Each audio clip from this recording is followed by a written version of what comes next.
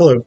So in this video, we're going to talk about Daniela Fischerova's play Dog and Wolf. It's also raining. I don't know if the microphone is picking that up, but the rain on the place I live sounds really, really nice. So hopefully you're probably actually not going to hear that because I'm going to put background music on this, but I'm getting to hear it. So Dog and Wolf is a historiographic metafiction, or a historiographic metatheatre play, which is a genre I really, really like. I'm a huge fan of historiographic metatheatre. The play, I forgot to look it up. The play premiered in 1989, but it is about the 15th century, I think, poet and criminal Villon. He was a French poet from Paris, and it's important in terms of this play that he was from Paris. It seems, from what I can tell based on reading the Wikipedia article about him, it seems to have been quite important to him to be in Paris, because Villon, the character that Fischerova constructs, whether this is true to history or not, and that's an important caveat, the character thrives on the atmosphere, the dialect, the style of Paris. And so,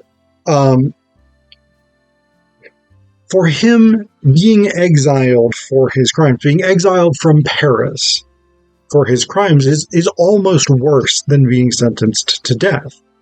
But what the play is really interested in is this question of what does it mean to be true to history, right? So this is a postmodern play. Historiographic metatheatre and historiographic metafiction, which is the theoretical framework that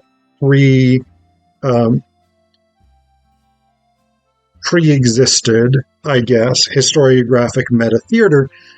This is a deeply postmodern approach. It's premised essentially on the idea that history is narrative, that history is not an objective set of occurrences, but history as a discipline. So in English, we have a sort of linguistic confusion about this, right? Because we can talk about history and mean the events of the past in themselves, in their own right. We also use the term history to mean the discipline of history, the discipline of telling historical or telling past events, right? And it might, in a way, be more accurate to call this historiography, except that historiography is slightly different because historiography is the study of how historians construct the stories of history, right? So historiographic metatheatre or historiographic metafiction are genres in which historical events are utilized to highlight the ways in which different histories are constructed through telling stories in different ways. Villon is a very contested figure, because on the one hand, there are histories and historians that have presented Villon basically as a thug, right? As a sort of petty criminal who happened to have poetic talent.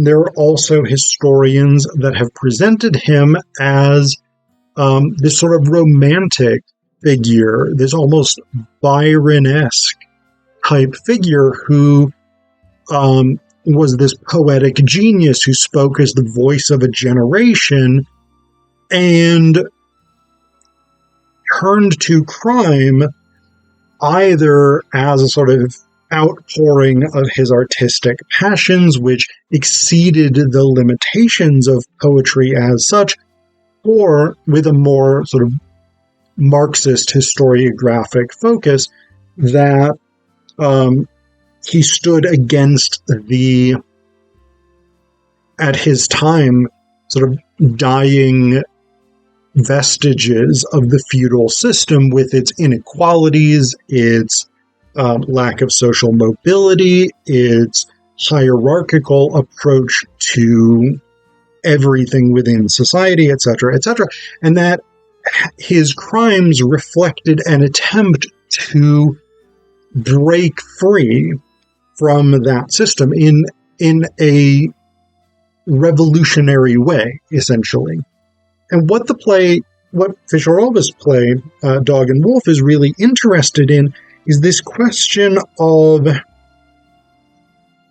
history and myth and official records versus what we need history to mean at a particular time, right? This is why, and that's a really important but often under-considered point when we think about historiography. Not people who professionally think about historiography, they're very aware of this, but when we average people who are not professional historians or historiographers think about the ways in which history is told or narrated or constructed, we don't necessarily think about what we in our particular moment need history to mean. But that's very important, right? Historians interpret historical events in specific ways because of their cultural context, because of the way other historians are interpreting it, because of their ideological positions, etc., etc. And those framings aren't necessarily wrong. Sometimes they probably are, but it's not a sort of objective question of either this story about history is correct or this story about history is correct. It is a question of who can make the best argument, the most critically sound argument for their particular interpretation of historical events. And this becomes really, really central. And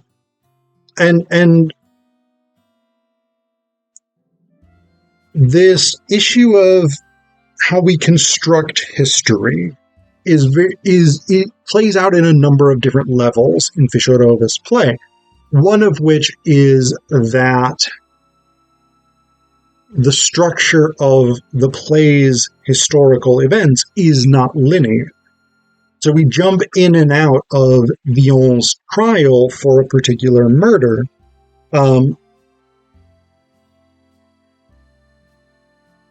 but we also have this character, Renier, who had been Villon's close companion. They were criminals together. Renier was hanged about 5 years before the trial of Villon that's being dramatized throughout much of this play. And he is portraying Villon's defense lawyer. But he does this with the full consciousness that he is dead, right? So there's this one bit where he says, Pro primo, within the meaning of the procedural code, I demand that all statements heretofore recorded be declared null and void. Pro segundo, in virtue of the corpus juris ordinalis, I assert my right to speak with my client. The bishop nods. Phillip, who's the prosecutor, says, would my learned friend inform me of the reason for this delay? And Renier defiantly, from close to, it says, of course, 5 years before this latest judicial farce of Villon's, I was hanged. And so we get this, there's a nonsensical chronology if we're looking for this to move in a linear fashion. But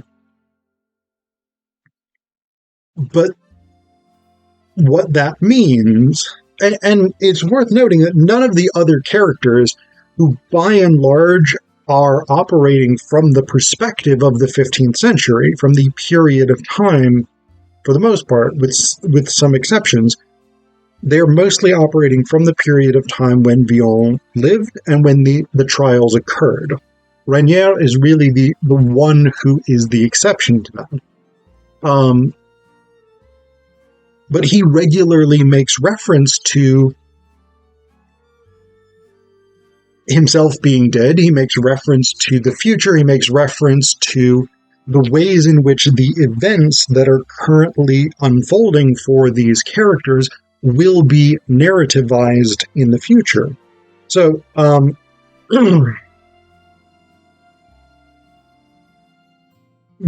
toward the end, we get this exchange between Renier and the bishop. And the bishop is basically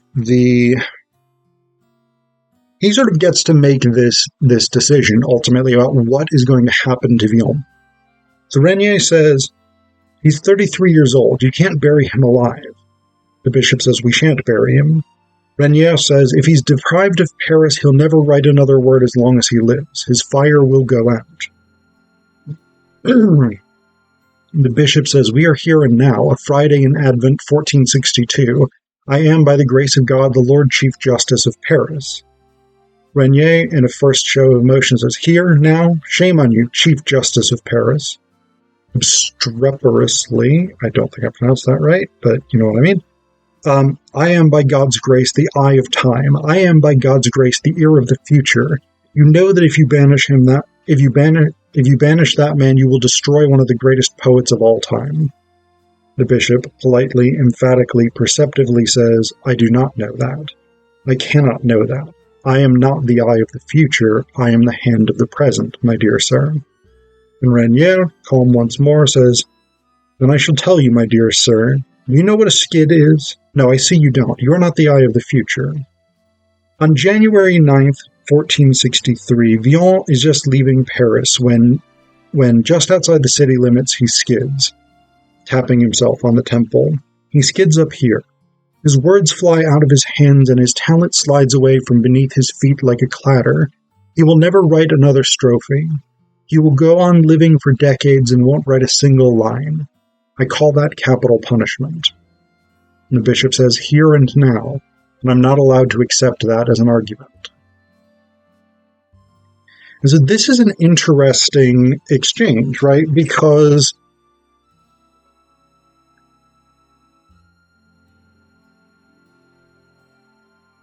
Renier knows the future from the perspective of these characters, because Fischerova knows what happened to Villon after he was exiled from Paris for the final time. And so the question, and so that becomes this sort of interesting problematic, right? Is like, how do we weigh the needs of the present versus someone's potential? And I am sympathetic to Renier's argument on some level, because Villon was a great poet. He was an extraordinarily unique poet in that he had come from very humble origins, and in a society that really did not have social mobility, he became an accomplished poet. And that was very, very unusual. And to have destroyed that poetry, the seemingly source of that poetry in Paris, it is a loss to the world. At the same time, there was a case several years ago, and I can't remember the kid's name or the judge's name, but there was a young, I think college-age swimmer, I want to say, university-level athlete. And he raped someone. And the judge was reluctant to issue a standard penalty for this crime because what he said was that he did not want to compromise the bright future that this young man might have. And so that raises these really interesting problematics about if we from the present, without access to information about the future, are to say this person has great potential, and we are to treat that potential as something that must be considered relevant in terms of whether or not they are penalized for following or breaking the law, then we get put on a very slippery slope, in part because both in the 1460s, both in the 15th century, and today, who is institutionally regarded as having potential is not at all universal.